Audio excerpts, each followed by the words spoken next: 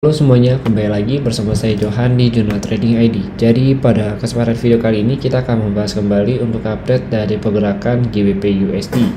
Nah, untuk GBP USD sendiri ya, kalau kita perhatikan dia hari ini juga turun ya. Kalau kita lihat dari level sebenarnya penurunannya nggak cukup banyak. Itu dia sempat naik ke angka 24.370 ya, kemudian dia turun ke level kurang lebih di support yang kita bahas di 23.544. Untuk saat ini harganya masih closing ya, belum closing candle sih, ini masih 4 jam dan memang beberapa menit tadi closing ya kan, ini 0353 WIB ya. Di sini masih subuh. Oke, jadi memang 6 menit lagi closing kalau kita lihat di sini ya. Jadi memang closingnya itu masih di dalam zona si area demand untuk si 4 jam gitu. Nah, di sini kan kita juga ada beberapa panah ya, kemarin kita bahas di video kemarin. Itu kalau dia belum bisa, maka dia akan lanjut untuk tes lagi di 25.000 sampai 25.432. Kemudian kalau dia breakout, berarti kita cari area sell dengan target harga terendahnya atau worst case nya itu di 21.899 gitu. Nah, ini memang masih sesuai dengan arahan ya, juga masih sesuai dengan video yang kita bahas ya. Memang ini yang kita tunggu, yaitu adalah dia memasukin area zona si demand zone nya di 4 jam ini gitu, karena memang posisinya selama dia belum bisa break dari 23.500 maka posisinya itu masih uptrend gitu. Oke, sekarang kita coba cek dulu dari bagian volume.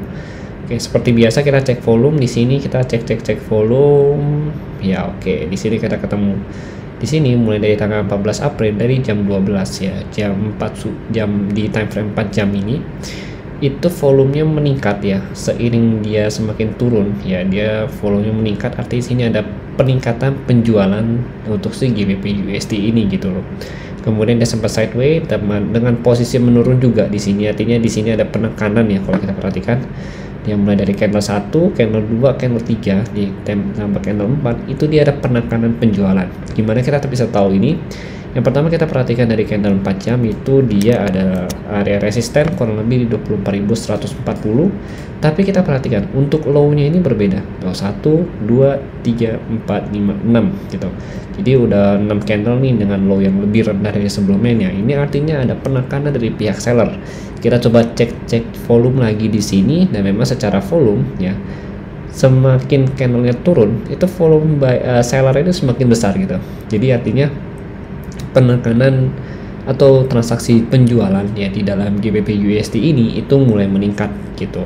Nah, identifikasi awal dari mana? Identifikasi awal itu kita bisa identifikasi dari si harga apa ini, kalau kita lihat di 24.999 ya sampai 25.400 ini udah identifikasi awal, karena ini ada kemunculan volume seller ya yang lebih tinggi dari si pihak seller.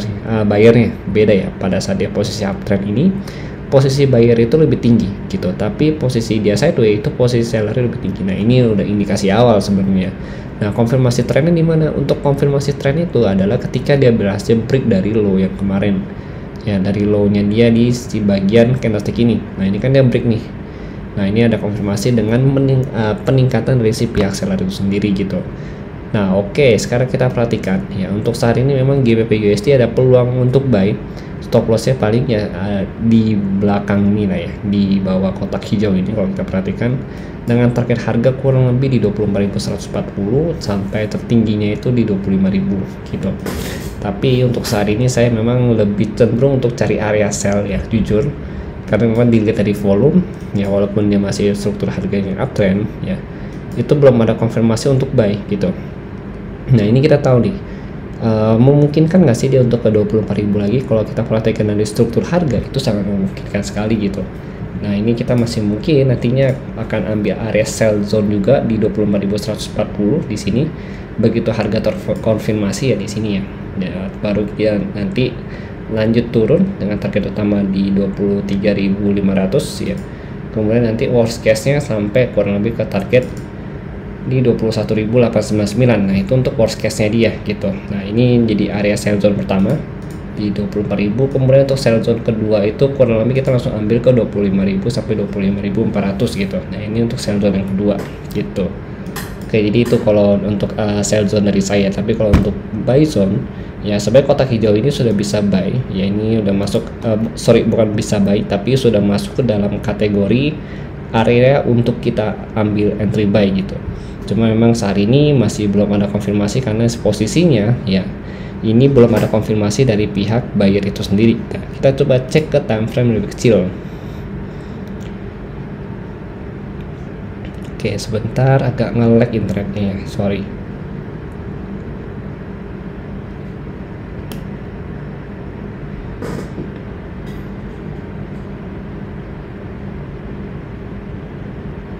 Oke, ini untuk time frame 30 menit ya. Jadi kalau di sini kita perhatikan memang belum ada konfirmasi untuk buy karena memang secara struktur ya.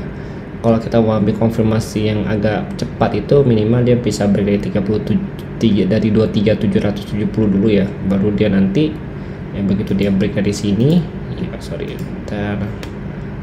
Begitu dia break dari sini dia turun, ini kan ada bagian candle hijau ya. Ini kita bisa jadi demand baru. Nah, kita baru bisa ambil buy di sini gitu.